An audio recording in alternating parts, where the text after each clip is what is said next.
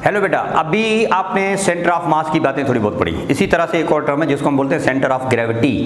Gravity क्या है? Wait है, ग्रेविटेशनल फोर्स को कहते हैं।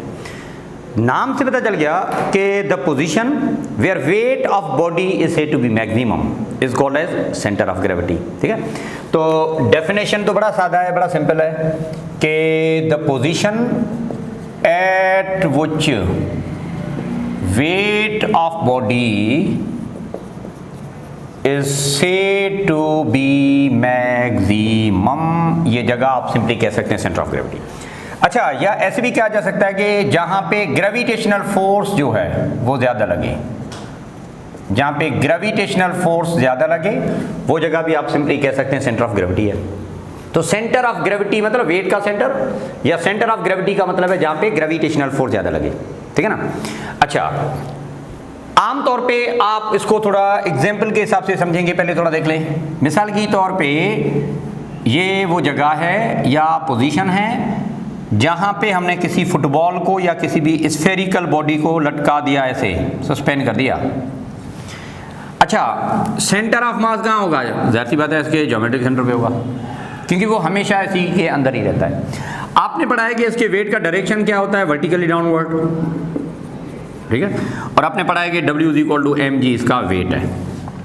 अच्छा, ये डायरेक्शन डाउनवर्ड है ना, ठीक है, पर इस बॉल का जो वजन है ना, जो वेट है ना, वो ज्यादा कहाँ होगा पता है? उसी जगह पे ज्यादा होगा जिस जगह पे आप सिंपली कह सकते हैं ये आपने लटका दिया, क्योंकि पॉइंट ऑफ अटैचमेंट ये है, वेट का मैग्नीट्यूड जितना ज्यादा होगा ना उतना टेंशन एंड स्प्रिंग ज्यादा होगा। तो टेंशन की डायरेक्शन क्या है, किस जगह पे है? जगह पे। तो हम सिंपली ये बात करेंगे कि भाई इसके सेंटर ऑफ ग्रेविटी इस जगह पे ज्यादा होगी। अगर ये पॉइंट ऑफ अटैचमेंट कमजोर होगी ना तो बड़ा सिंपल है, ये धागा वागा टूट जाएगा, ये बॉल इधर ऐसे गिर जाएगा। जो पंखा आपने लटका दिया ऊपर छत पे, इसकी भी बात करने वाला, जो कुंडी है कहते हैं ना, अच्छा, जिस जगह पे आपने इसको लटका दिया उस जगह पे आप सिंपली कह सकते हैं इसका पुल ज्यादा है। अगर वो कमजोर होगी तो पंखा गिर जाता है। उसीलिए हम कह सकते हैं सस्पेंडेड बॉडी का सेंटर ऑफ ग्रेविटी या उसका जो वेट है ना, जो ज्यादा पुल होती है ना जमीन की, वो उस जगह पे होगी। तो centre of gravity of suspended mass is over there. इसका मतलब यूं हुआ कि सेंटर ऑफ ग्रेविटी बॉल से ऊपर आ गया, मतलब बॉल से बाहर की तरफ आ गया। तो सेंटर ऑफ ग्रेविटी वाली जो जगह है वो आप सिंपली कह सकते हैं अभी इधर है, पॉइंट ऑफ अटैचमेंट की तरफ है, या it would be exactly over there. ठीक है ना। चलें एक बात और, अभी हम क्या करते हैं, इसी फुटबॉल को यहां से उठा के हमने जमीन की सरफेस पे रख दिया। ये देखें जरा, सरफेस ऑफ अर्थ, इस जगह पे हमने रख दिया। अच्छा, यही वाला बॉल अभी यहां का है ना, इधर है। तो पता है सेंटर ऑफ मास तो वैसे भी उसी जगह पे होगा जहां पे पहले था, पर अभी इसका सेंटर ऑफ ग्रेविटी भी इधर ही होगा। ये वाहिद एक केस है जब चीजों को जमीन की सरफेस पे रखा जाए तो सेंटर ऑफ मास और सेंटर ऑफ ग्रेविटी आपस में एक ही जगह पे होते हैं, और जमीन की सरफेस पे ग्रेविटेशनल जो फील्ड है वो एक जैसी होती है ना, जी का वैल्यू ऑलमोस्ट हम लेते हैं एक ही लेते हैं। उसीलिए हम ये भी कह सकते हैं कि जमीन की जो सरफेस है इसका दूसरा नाम यूनिफॉर्म ग्रेविटेशनल फील्ड भी रखा जा सकता है। इसको हम यूनिफॉर्म ग्रेविटेशनल फील्ड भी कहते हैं। तो यूनिफॉर्म ग्रेविटेशनल फील्ड हो अगर या सरफेस ऑफ अर्थ पे अगर आपने कोई चीज रखी हो, सेंटर ऑफ मास और सेंटर ऑफ ग्रेविटी हमेशा की तौर पे कॉन्साइड करते हैं या एक ही जगह पे होते हैं। अदरवाइज सेंटर ऑफ ग्रेविटी बाहर भी हो सकता है, ठीक है, सेंटर ऑफ ग्रेविटी नीचे भी हो सकता है। तो ये एक छोटी सी कहानी आपने देखनी पड़ेगी। तो उसका मतलब यूं हुआ कि the centre of gravity may lies inside और आउटसाइड द बॉडी, आप सिंपली इस तरह से कह सकते हैं। ठीक है। अच्छा, पहली बात ये। दूसरी बात इसमें जो अहम है, इसको भी थोड़ा देखना पड़ेगा, वो ये बेटा कि if body is placed in uniform gravitational field, अगर आपने किसी चीज को यूनिफॉर्म ग्रेविटेशनल फील्ड में रखा, यूनिफॉर्म ग्रेविटेशनल फील्ड हम किसको कहते हैं? सरफेस ऑफ अर्थ को कहते हैं। Then do remember centre of mass coincide, मतलब उसी जगह पे होगा जिस जगह पे सेंटर ऑफ मास रखा है। इसके अलावा excluding this case centre of मास कहीं और हो सकता है, सेंटर ऑफ ग्रेविटी आप किसी और जगह पे भी ले जा सकते हैं। तो ये एक छोटी सी कहानी सेंटर ऑफ ग्रेविटी की, वो जगह जहाँ पे सेंटर ऑफ ग्रेविटी। अच्छा, सेंटर ऑफ ग्रेविटी इसका मतलब ये बना कि वेरी होती है। अभी मैं खड़ा हूँ तो मेरा सेंटर ऑफ ग्रेविटी उसी जगह पे होगा जहाँ पे सेंटर ऑफ मास है, टम्मी है ना। अच्छा, जब हम जंप करते हैं तो सेंटर ऑफ ग्रेविटी अलग है, ठीक है। या आप ज़मीन पे इस तरह से बैठे होते हैं तो अलग बात है।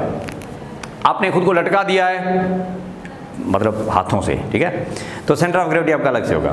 तो सेंटर ऑफ ग्रेविटी वेरी होती है आपकी, है ना। मास ऐसा नहीं है, मास तो एक ही जगह पे होगा और मास हमेशा बॉडी के अंदर ही होता है, पर ये मुख्तलिफ इस तरह से आप सिंपली कह सकते हैं वेरी होता है, ठीक है। तो ये छोटी सी कहानी सेंटर ऑफ ग्रेविटी के हिसाब से। इसको हम अपने सिलेबस के हिसाब से इतना ही डिस्कस कर सकते हैं, थोड़ा बाहर निकल जाएंगे इसमें से ना। थोड़ा सा कॉन्सेप्ट इक्विलिब्रियम में हम देंगे इसका, पर ये है कि अगर आप चाहते हैं कि ये कॉन्सेप्ट आपका और भी क्लियर हो जाए, थोड़ा अगर आपके पास टाइम है, लेकिन सिलेबस के हिसाब से ज़रूरी नहीं है, अगर आप थोड़ा चाहते हैं कि क्लियर हो जाए तो आपको मैं एक बात बता देता हूँ, वहाँ पे जाइएगा, आपको काफ़ी सारे इसके एग्जाम्पल मिल जाएंगे। अच्छा, नेचुरल ज्योग्राफिकल चैनल पे एक प्रोग्राम आता है साइंस ऑफ स्टूपिड, जो मनीष पॉल है, पता नहीं कौन सा तरह मंगल पांडे या मनीष पांडे जो भी है ना, तो उस मनीष पॉल को सही सुनना, वो आपको बड़ा अच्छा सा कॉन्सेप्ट इसका समझा देता है। बड़े फनी वीडियोस हैं ना उसके यहाँ। तो ये है कि भाई मिसाल के तौर पे एक बाइक है, उस पर जा रहे हैं आप, व्हीलिंग कर रहे हैं अगर आप, तो आपका सेंटर ऑफ ग्रेविटी किस तरह से वेरी होता है। ड्यूरिंग व्हीलिंग अगर आप डिस्टर्ब हो गए, गिरे, क्यों गिरे, कैसे गिरे, सेंटर ऑफ ग्रेविटी की वजह से, क्योंकि सेंटर ऑफ ग्रेविटी को हम अंडर एस्टिमेट नहीं करते।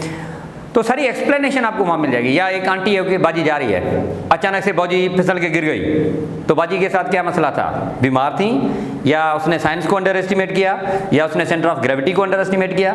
तो सारी एक्सप्लेनेशन आपको वहाँ पे मिल जाएंगी। तो you need to explore this particular on YouTube, science of stupid. अगर आप लाइव नहीं देखना चाहते पर फिर भी वहाँ पे वीडियोस मौजूद होंगे, आप उसको देख सकते हैं, काफ़ी इन्फॉर्मेशन आपको वहाँ से मिल जाएगी। That's it. तो सेंटर ऑफ ग्रेविटी आपके यहाँ इतना ही है, ठीक है। थोड़ा सा एक्सप्लेनेशन हम इसकी देंगे, जो कि हम देंगे आगे जो इक्विलिब्रियम वाला टॉपिक है ना उसमें, ठीक है बेटा। अच्छा, अब हम आते हैं नेक्स्ट पे, जो कि इक्विलिब्रियम है, ठीक है। इक्विलिब्रियम बड़ा सिंपल, डेफिनेशन ही बता रही है आपको, न्यूटन फर्स्ट लॉ ही बता देता है सारा कुछ, कि a body is said to be in equilibrium अगर उसमें एक्सेलरेशन ना हो, अगर वो रेस्ट में हो या फिर यूनिफॉर्म मोशन हो। तो बड़ा सिंपल है, इक्विलिब्रियम की डेफिनेशन भी इसी तरह से है कि बॉडी, देखें जरा, a body is said to be in equilibrium if it is in rest और इन यूनिफॉर्म मोशन, या तो रेस्ट में रहे या यूनिफॉर्मली जा रही हो, तो बॉडी से टू बी इक्विलिब्रियम।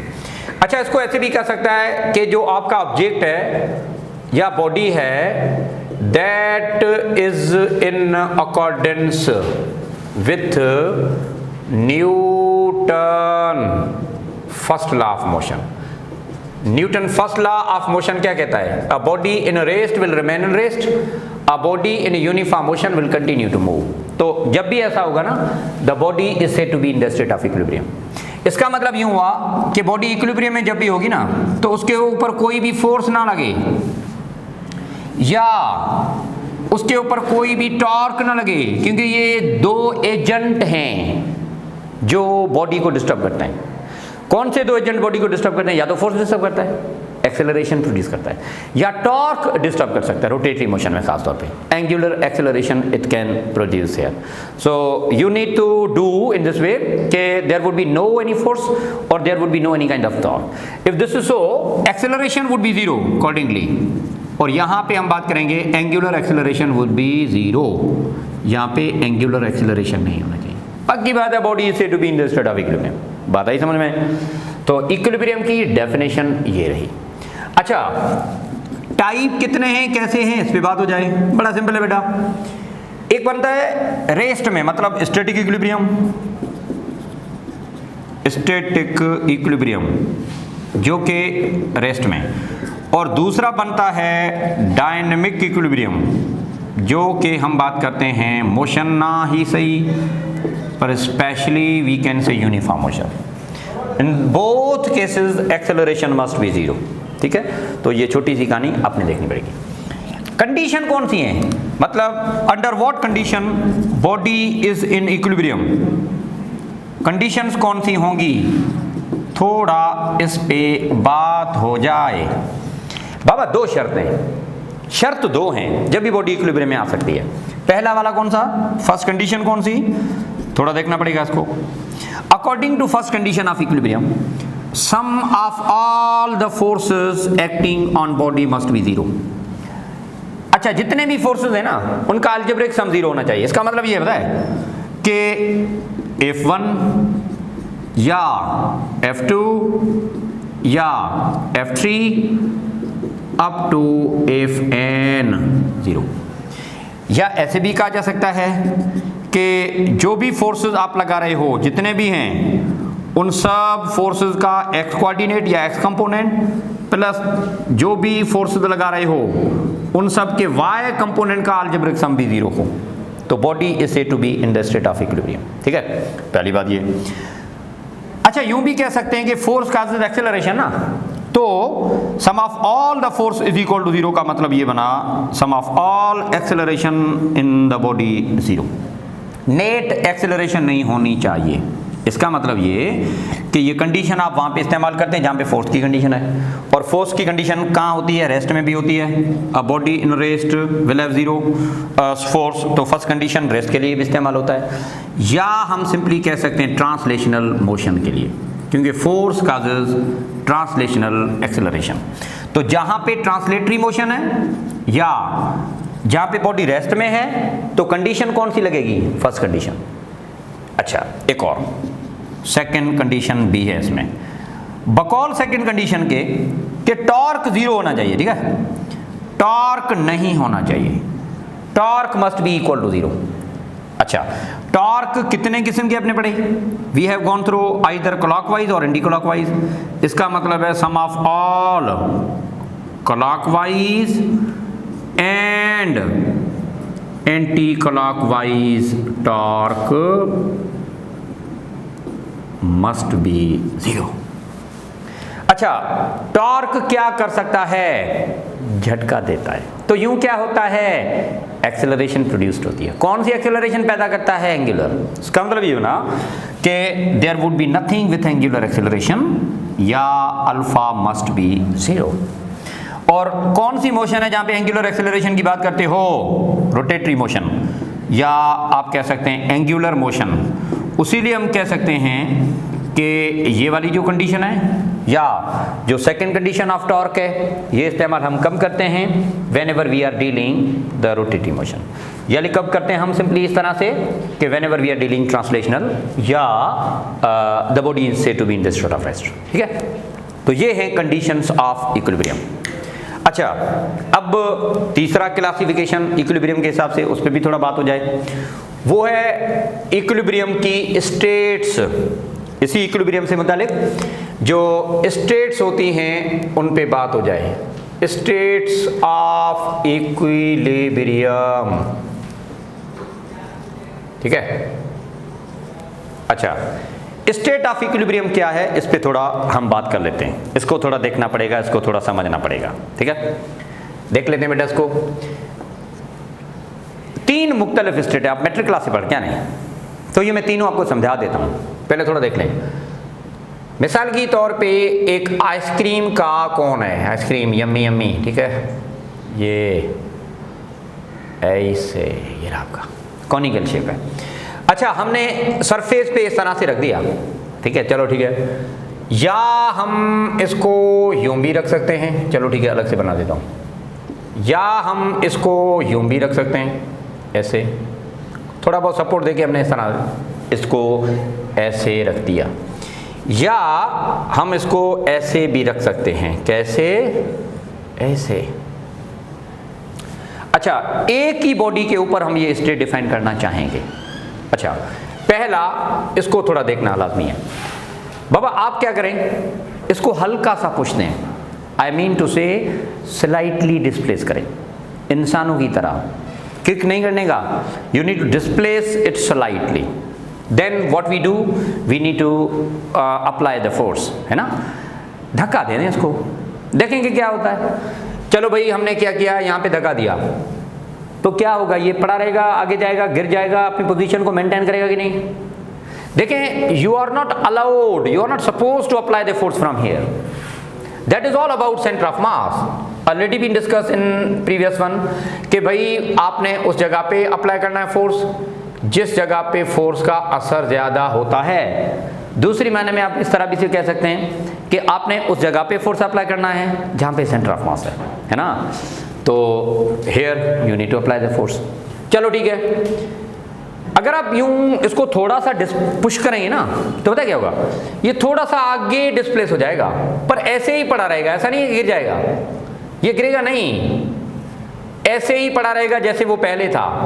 इसका मतलब यूं हुआ कि आपके फोर्स अप्लाई करने से इसकी पोजीशन पे फर्क नहीं पड़ा। अगर नहीं पड़ा फर्क तो उसका मतलब यूं हुआ कि ये पोजीशन, ये स्टेट कौन सी कहलाती है, दैट इज व्हाट यू से स्टेबल स्टेट। हम इसको स्टेबल स्टेट कह सकते हैं, ठीक है। तो स्टेबल स्टेट का मतलब क्या कि if a body maintain its state, अपनी स्टेट को मेंटेन कर जाएं, इफ या while it is slightly displaced the state is said to be stable. हल्का सा पुश करें और यूं ये अपनी स्टेट को मेंटेन कर जाए। आई डोंट वांट टू से कि पेंडुलम की तरह वापस आ जाए, भले आगे जाए, डिस्प्लेस हो, लीनियरली डिस्प्लेस करना है, ये बात भी ध्यान में रख लो, और यूं अपनी पोजीशन के मुताबिक ही रहे, the state is said to be stable, ठीक है। अच्छा चलो ठीक है, दूसरा हालत देखते हैं, ये इसका centre of mass, what you need to do, apply the force, force apply करें ऐसे, देखेंगे क्या होता है। पता है आप जब ऐसे अप्लाई करोगे ना, एक तो बड़ी मुश्किल से हमने इसको ऐसे लटका दिया, अब आप ऊपर से इसको फोर्स अप्लाई करें तो यूं ये गिर जाएगा, ये गिर जाएगा ऐसे भाई। अच्छा गिर जाएगा तो ऐसे पड़ा रहेगा फिर तो ना, इसका मतलब ये अपनी पोजीशन को मेंटेन नहीं कर सका ना, उसीलिए इसका हम नाम रखेंगे कि ये कौन सी स्टेट है, अनस्टेबल स्टेट है। तो अनस्टेबल स्टेट में हम क्या बात करेंगे कि here in this case the body fails to maintain its state while it is slightly displaced, अपनी पोजीशन के ऊपर कराना रख सके, that's it। चलो तीसरा वाला भी, इन तीनों को मैं दोबारा से भी समझाऊंगा, पर तीसरा वाला भी देख लें। इसका सेंटर ऑफ मास कहाँ होगा, यहाँ होगा। चलो ठीक है, क्या करना, आप फोर्स अप्लाई करें, ठीक है, आप फोर्स अप्लाई करें, देखेंगे क्या होता है। अच्छा व्हाट यू सजेस्ट नाउ, क्या होगा, जब आप इसको धक्का देंगे ना तो पता क्या होगा, ये इसी जगह पे ऐसे रोल करेगा, गोल गोल घूमेगा, डिस्प्लेस होगा ही नहीं भाई, ये तो ऐसे रोल करेगा। मतलब मैं यहाँ पे वाला डायग्राम बना के देता हूँ सही तौर पे, जब आप इसको थोड़ा भी डिस्प्लेस करने की कोशिश करेंगे ना तो ये आगे डिस्प्लेस होगा ही नहीं, ये उसी जगह पे ऐसे पड़ा रहेगा, पर आप कह सकते हैं कि ये रोल करेगा कुछ इस तरह से, ऐसे रोल करता रहेगा, गोल गोल इस तरह से घूमेगा, रोल करता रहेगा। तो उसका मतलब यूं हुआ कि ये आपने डिस्प्लेस किया ही नहीं, लीनियरली डिस्प्लेस किया ही नहीं, इसमें लीनियर मोशन आई नहीं, ये तो एंगुलर या रोटेटिव मोशन होगी ना, स्पिन मोशन, स्पिन कर रहा है, जो लीनियर डिस्प्लेस नहीं हुआ। And when you fail to displace it linearly, the state of that particular is said to be neutral state. इसको हम क्या बोलेंगे, ये न्यूट्रल स्टेट है। तो देखें जरा, न्यूट्रल स्टेट में क्या होता है, the body can not be displaced linearly from its state of. जब भी ऐसा होगा हम ये बात करेंगे, the state of body is said to be neutral. ठीक है, तो ये छोटी सी कहानी, थोड़ी बातें आपके जहन में उठा दी। डिस्प्लेस कौन सा भा, यहाँ पे आप कह सकते हैं लीनियरली डिस्प्लेस, कौन सा बाबा, that would be linear displace, angular नहीं। पता क्या होगा, जब आप इस तरह से करेंगे ना तो ये वाला पार्टिकल वहीं पड़ा रहेगा, हाँ ये वाला आगे जाएगा, ऐसे जाएगा, ऐसे जाएगा, तो हमें क्या करना भाई, हम तो लीनियर मोशन में क्या जाते हैं, ट्रांसलेशनल मोशन में क्या उसूल होता है, each and every particle move accordingly. Linear motion किसको कहते हैं, वो मोशन जिसमें हर पार्टिकल एक जितना डिस्प्लेसमेंट कवर करे ना। अब यहाँ पे बाकी वाले डिस्प्लेसमेंट हो गए, पर ये वाला तो नहीं हुआ ना बाबा। इसका मतलब ये बना कि the motion is not linear, आप इसको लीनियर डिस्प्ले नहीं कर पा रहे। इसका मतलब यूं हुआ, ये वाली जो पोजीशन है, ये वाली जो स्टेट है आपका न्यूट्रल स्टेट है। चलो ठीक है, इसकी एक्सप्लेनेशन का एक तरीका और भी है, वो क्या, थोड़ा हम इसको भी देखना चाहेंगे, हम इसको भी थोड़ा समझना चाहेंगे कि किस तरह से हम इसको डील करें। Okay, with respect to pen I want to define, ठीक है, with respect to this marker I want to define. चलो ठीक है, देखें ज़रा, मैंने इस मार्कर को यूं पकड़ा तो पॉइंट ऑफ अटैचमेंट ये है ना, ठीक है, अभी ये नियर द सरफेस ऐसे है, तो इसका सेंटर ऑफ ग्रेविटी यहाँ कहाँ होगा, ठीक है। अच्छा, भले ये सरफेस है, मिसाल की सरफेस पे ही है, पर थोड़ा सा हमने हल्का सा ऐसे पकड़ा हुआ है ऐसे। अब मुझे बता दो कि सेंटर ऑफ मास यहाँ पे है, क्योंकि यूनिफॉर्म ग्रेविटेशनल फील्ड में होता है ना, तो centre of mass, centre of gravity कौन साइड होते हैं, यहाँ कहाँ हुआ। इसका जो मैंने पेन को पकड़ा है ऐसे लटका के ऐसे, और फिर हम इसको थोड़ा सा डिस्प्लेस करें, तो इसका सेंटर ऑफ ग्रेविटी वाली जगह पहले यहाँ थी, अब आपने यहाँ पे डिस्प्लेस की, मतलब आपने इसकी सेंटर ऑफ ग्रेविटी थोड़ा बहुत डिस्प्लेस की या नहीं की, कहीं बिल्कुल छोड़ दें तो यहाँ पे ये पड़ा रहेगा या घूम फिर के भले वापस आ जाए। इसका मतलब ये हुआ कि फिर भी अपनी पोजीशन वही जारी रखेगा ना, मतलब मेंटेन करेगा ना, थोड़ा देखें मार्कर मेंटेन कर गया ना। तो जब ऐसा ही होता है ना, जब पोजीशन बॉडी अपनी मेंटेन कर जाए तो हम इसको कहेंगे स्टेबल स्टेट। तो ये वाला मार्कर ऐसे अगर मैंने पकड़ा तो ये इसकी स्टेबल स्टेट है। क्यों, सेंटर ऑफ ग्रेविटी डिस्प्लेस भी हो रही है, डिस्प्लेस भी की, पर बॉडी अपनी पोजीशन के मुताबिक आ रही है वापस, मेंटेन कर गई। तो ऐसे भी होता है कि व्हेन एनी पेन, ये रही, when the pen is suspended here, या यहाँ पे आपने पकड़ा है, इसका पॉइंट ऑफ अटैचमेंट ये है,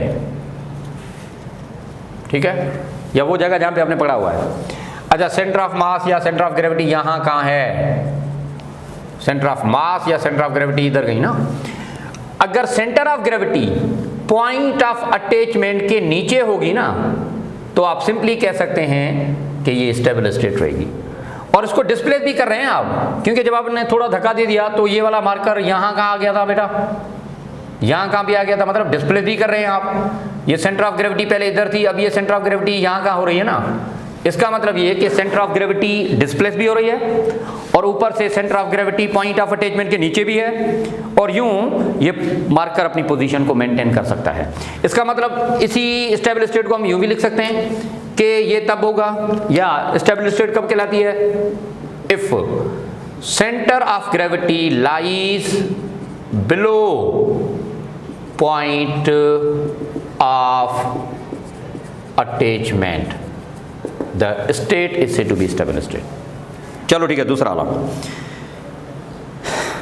ये मार्कर मैंने ऐसे पकड़ा, देखिए अभी पॉइंट ऑफ अटैचमेंट नीचे है, सेंटर ऑफ ग्रेविटी ऊपर है, हल्का सा पुश करा मैंने, हल्का सा पुश करेंगे तो ये देखें गिर के आएगा, ऐसे वापस नहीं आएगा, अपनी पोजीशन पे वापस नहीं आ रहा। अगर ये गिर रहा है, अगर ये पोजीशन मेंटेन नहीं कर पा रहा, इसका मतलब यूं कह सकते हैं कि ये स्टेट आपका अनस्टेबल है। तो सेंटर ऑफ ग्रेविटी पहले यहाँ थी, अभी डिस्प्लेस भी हुई, सेंटर ऑफ ग्रेविटी भी चेंज हुई। चलो दूसरी बात कि सेंटर ऑफ ग्रेविटी जब पॉइंट ऑफ अटैचमेंट ऊपर होती है तो डिस्टर्बेंस हो जाती है, तो यूं ये मार्कर अपनी पोजीशन को मेंटेन नहीं कर सकता। तो with respect to this position या सेंटर ऑफ ग्रेविटी के हिसाब से हम अनस्टेबल स्टेट को ऐसे भी कह सकते हैं भाई कि if centre of gravity lies above the point of attachment, जब भी ऐसे होगा तो आप कह सकते हैं स्टेट कौन सी कहलाएगी, अनस्टेबल स्टेट कहलाएगी। तीसरा न्यूट्रल स्टेट। न्यूट्रल स्टेट का मतलब यह है कि जहां पे सेंटर ऑफ ग्रेविटी है, मास भी वहीं, अपना पकड़ो भी वहां से, centre of mass, centre of gravity जहां पे भी है ना, आपने भी वहां से पकड़ना है इसको। Point of attachment lies at the position where centre of gravity exist. अब डिस्प्लेस करेंगे तो पता क्या होगा, सेंटर ऑफ ग्रेविटी डिस्प्लेस ही नहीं हो रही इसमें, जहां पे है वहां पे है। जब आप डिस्प्लेस ही नहीं कर पा रहे तो ये रोटेट ही करेगा ना बाबा, इसका मतलब यूं बना the state is to be neutral state. तो न्यूट्रल स्टेट में क्या ताल्लुक है, किस तरह से आप बता सकते हैं, do remember centre of gravity lies at the same position of centre of point of attachment. Neutral state में centre of gravity is not displaced, ये बात आप ध्यान में रख लें, the state is said to be neutral. तो equilibrium का मतलब क्या, इक्विलिब्रियम का मतलब ये कि बॉडी में एक्सेलरेशन ना हो, या तो रेस्ट में हो या यूनिफॉर्म वेलोसिटी हो, फिर एंगुलर हो चाहे कैसी भी हो। तो ये थोड़ा बहुत कॉन्सेप्ट इक्विलिब्रियम का हो गया, इक्विलिब्रियम का खत्म। छोटा सा टॉपिक एक रहता है, दैट इज एंगुलर मोमेंटम, इंशाल्लाह that would be discuss in the next lecture. So यहाँ तक काफ़ी है। So thank you very much, खुश रहें, आप इसको नोट कर लें।